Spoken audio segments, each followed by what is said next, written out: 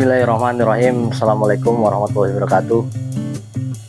Jumpa lagi di channel Om Etios bersama gue Tio, yang terus akan mencoba sharing pengalaman dan informasi terkait agrikultur dan semua hal yang terkait di dalamnya. Nah, kali ini gue berada di rumah salah satu abang gue, yaitu Omah Kayu, yang kalau dari view dan pemandangannya gua rasa ini cocok buat kalau yang kata anak sekarang disebut healing, atau kalau di generasi gue mungkin disebutnya menuju slow living. Omah Kayu ini dibangun di atas lahan seluas kurang lebih 500 meter persegi di daerah Ciherang Hills. Tepatnya dia berdekatan dengan desa Cibadak, jalur Puncak 2. Jadi kalau Bray semua kesini nanti itu akan disuguhkan pemandangan yang luar biasa menakjubkan ya.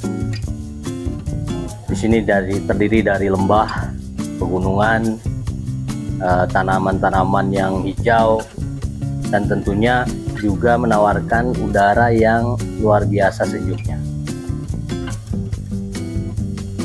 Nah, Omah Kayu terbagi dalam beberapa area. Yang pertama adalah Omah Kayu itu sendiri. Ini adalah 2 rumah yang masing-masing nanti ada dalamnya ada kamar yang untuk disewakan. Di sini juga mereka memiliki konsep dapur terbuka. Lalu yang selanjutnya adalah Omah Lauk. Ini adalah area berternak ikan. Lalu ada Omah Nandur. Ini untuk area bercocok tanam. Lalu ada Omah Magot. Ini kedepannya difungsikan sebagai beternak ulat. Lalu yang terakhir adalah Omah Kokok. Omah Kokok ini difungsikan untuk beternak ayam kampung dan ayam petelur. Nah, untuk lebih serunya mungkin Bryce semua langsung saya ajak bertemu dengan pemiliknya.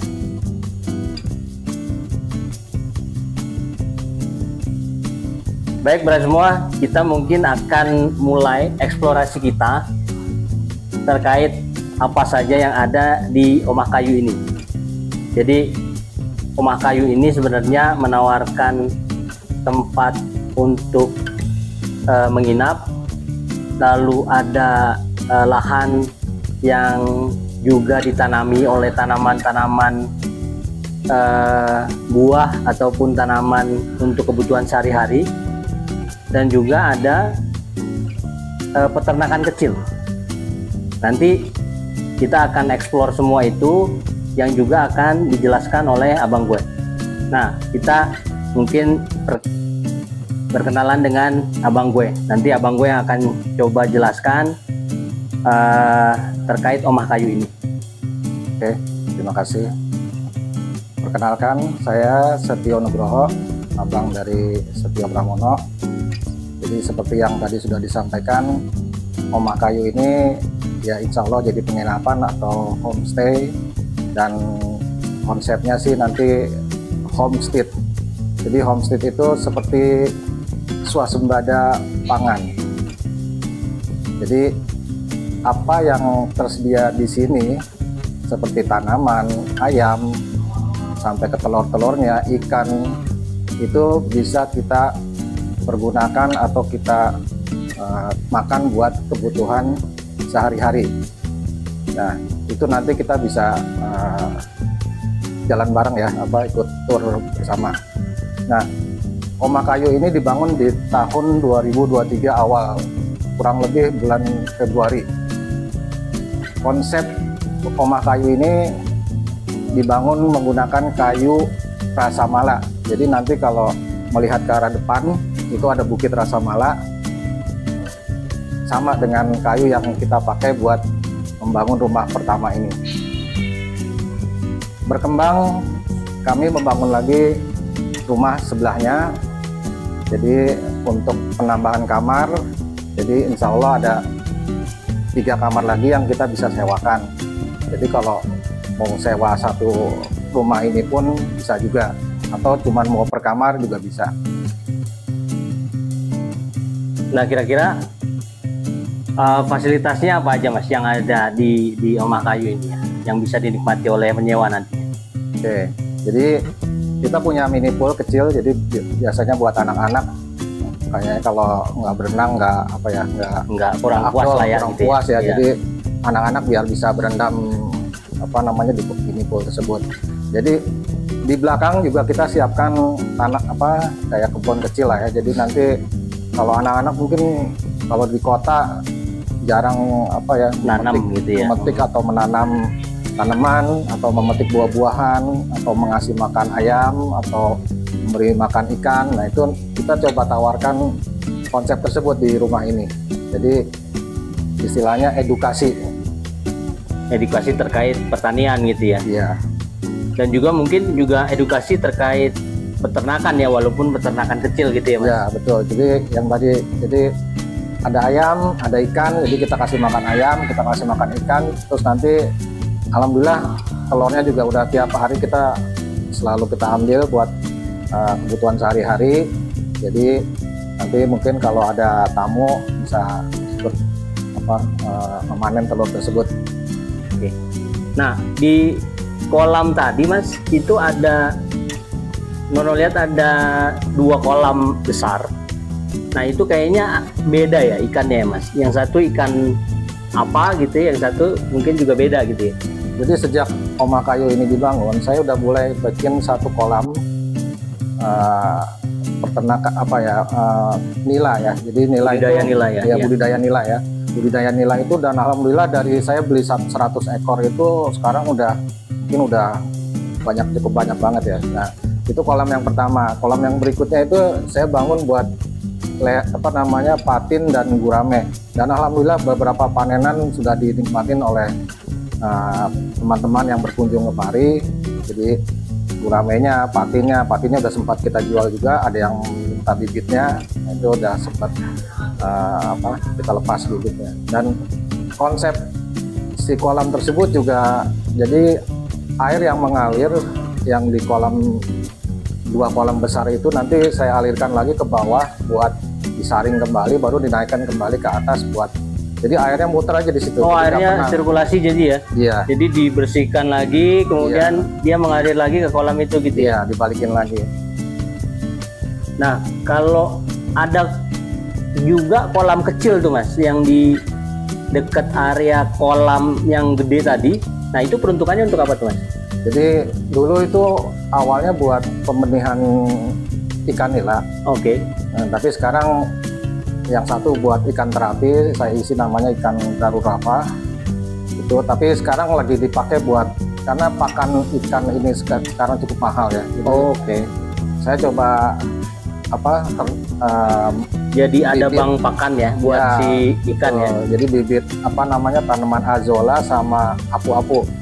Jadi azolla sama apu-apu. Alternatif buat makanan ikan, karena sekarang pakan ikan pelet itu cukup mahal sekilonya. Jadi alternatif buat pelet ya kita kasih. Ada opsi lain selain pelet gitu ya Mas? Ya. Sama saya juga bikin kayak buat planktonnya. Jadi kalau dilihat di YouTube sih banyak juga ya. Jadi dari daun pepaya sama molase dan garam sama campuran gula juga itu kita bikin juga buat membentuk plankton di kolam tersebut. Jadi kolam tersebut tidak bau, dan kalaupun tidak dikasih makan ikannya tetap aman. Oke.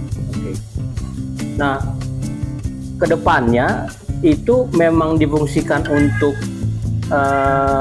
menanam plankton tadi, atau memang dia nanti akan difungsikan, kalau sebelumnya kan waktu Nono pernah kesini itu kayaknya difungsikan untuk terapi ikan ya Mas, gitu ya? Iya ya, jadi yang tadi saya bilang ada satu kolam kecil yang saya tanam ikan garurapa.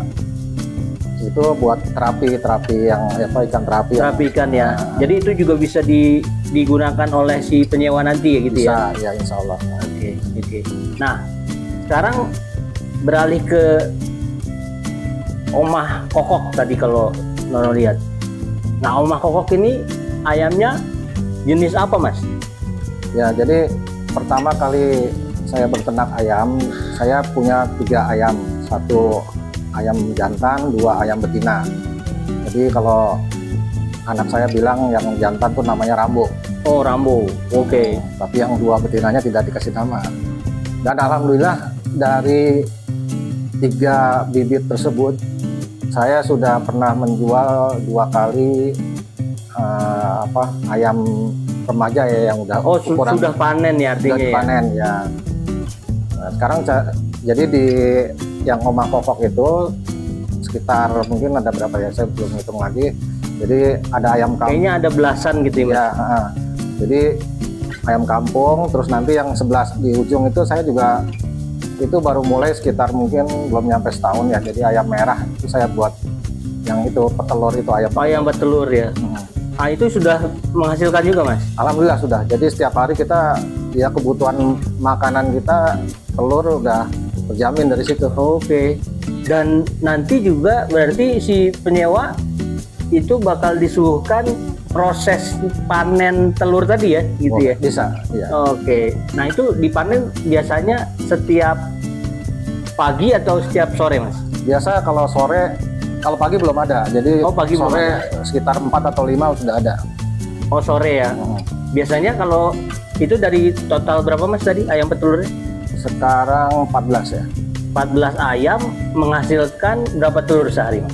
Sehari nggak tentu ya, kadang-kadang paling banyak kemarin dulu pernah 8 ya. Oh 8, oke. Pernah 8, terus sekarang kayaknya lagi turun apa ya, jadi 5 sehari 5. Oh sehari 5 ya. Ya lumayan sih 5 butir sehari ya, kalau mau cari sekilo aja kira-kira ya 3 harian. Ya 3 harian ya. Ya 3 harian. Nah, sekarang tadi juga Nono lihat ada beberapa tanaman yang ditanam di lahannya Mas. Iya. Termasuk salah satunya ada ruang khusus yang memang disediakan untuk hidroponik kalau nggak salah itu ya. Nah mungkin Mas Yok bisa jelaskan detailnya Mas. Oke, jadi dulu waktu masih di Tangerang kebetulan saya juga sempat bikin hidroponik.